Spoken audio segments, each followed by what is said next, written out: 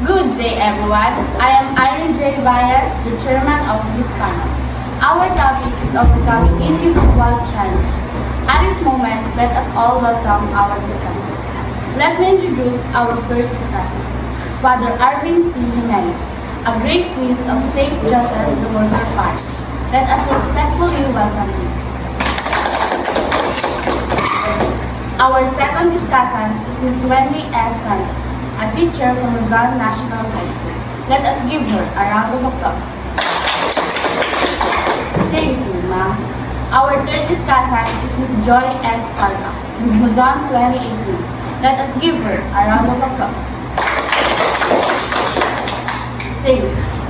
Let us proceed to another member of the panel, Marga B. Gomez, a student from Rizal National High School. And we also have Ms. Sophie S. Nam, a psychologist who came from the Harvard Institute of Psychology. Let us give them a round of applause.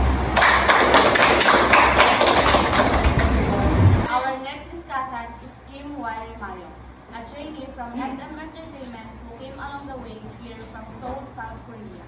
Let us give her a round of applause. Thank you. Lastly, let us also acknowledge Ms. Jane S. Human, a lawyer. Let us give her a round of applause. All of us encounter different challenges in life, and these challenges can make or break us. Now, let us start this discussion with this question.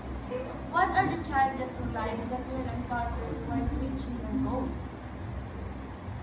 Hello everyone. Should I also greet you in Korea? 안녕하세요. Well, my experience as a trainee in South Korea was a very difficult yet exciting one. It's all thanks to the above that I adopted the culture of the country and learned their language. Fortunately, I know how to speak English, so I can communicate with the other trainees and the trainers. But the most difficult part of my training experience was the training method of South Korea, which is different in the training method of the Philippines. We needed to wake up early in the morning to train and also to go to school to study.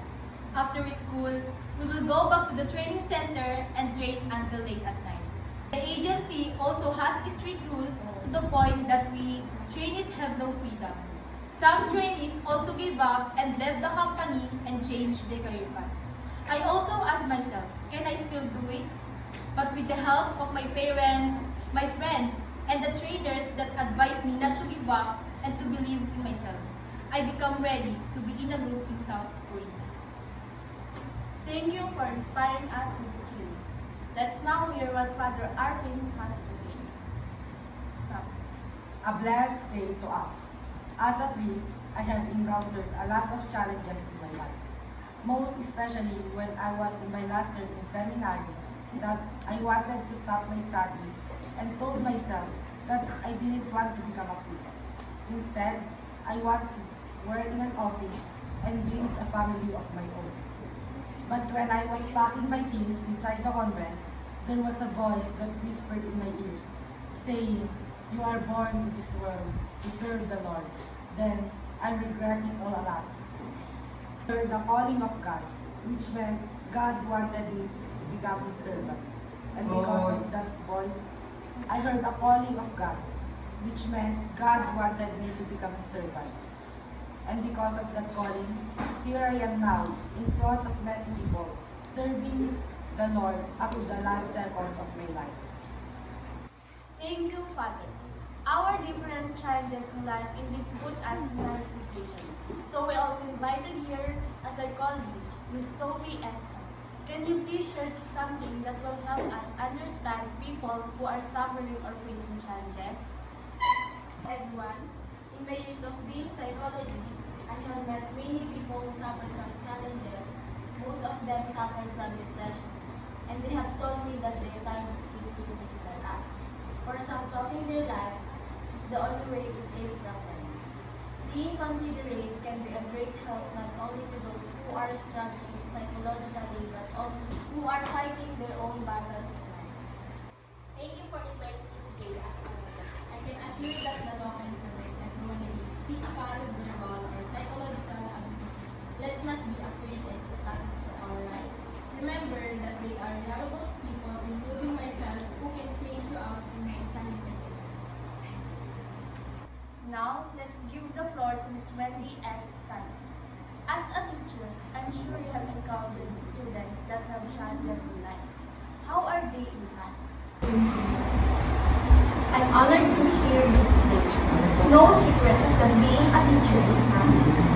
You'll be a person of influence and conveyor of systems. Teaching in class is the best part of these presentations. I wish you would meet a different people with a different stories of their own. Well, I am deeply touched by those students who behave seriously and attentively.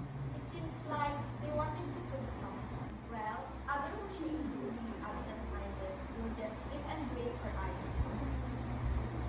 Some were noisy because they wanted attention. Well, I just do my best to make my class somewhat meaningful and remarkable. I also give my students pieces of advice for them to be motivated to grab every opportunity to dream big and to reach their success and their dream in life. All of us react differently when we face challenges. Can you give us some ways to overcome our individual challenges? It's nice to be with opportunity as a student, starting from my elementary years up to now. I face different challenges, and I'll be honest that I needed help from my family because they are the ones that can give me helpful advice. Some of the different burdens are financial problems and doing household chores. There are people that I can rely on. There are my friends, my family, and also my other relatives.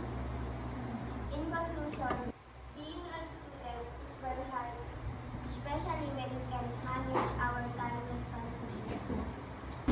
A beautiful day, everyone. Performing my role as Miss Luzon 2018 is not that easy. I had to observe a strict diet, to focus on training, and to learn proper postures and lessons. I have learned that even our future has no guarantee, so we must work diligently and cherish our blessings. Obstacles are always there to test us, so it's up to us to always try our best and pass our test in life. It's also fine for us to fail at times, for it makes our lessons and be prepared and be wiser next time. For me, the best way to overcome individual challenges is to have a strong connection to God. You consider that in the book of Isaiah, chapter 41, verse 13, it says, "For I am the Lord, your God, who takes hold your right hand and says to you, do not fear, I will help you." This means God in heaven wants us to become happy and free from problems and difficulties in life. Therefore, for us to win our problems in life, we need to have a strong faith and trust in God, because He is willing to help us all the time. Thank you, everyone. Dealing and meeting all the personal challenges fine. Your attention should be focused on achieving your goals in positive ways. Sometimes, we feel mistakes within is too high, but what matters is most, we got these challenges head on. We must be brave. We must have determination and perseverance. And most importantly, we have faith in God. Surely, we can overcome whatever challenges that may come along the way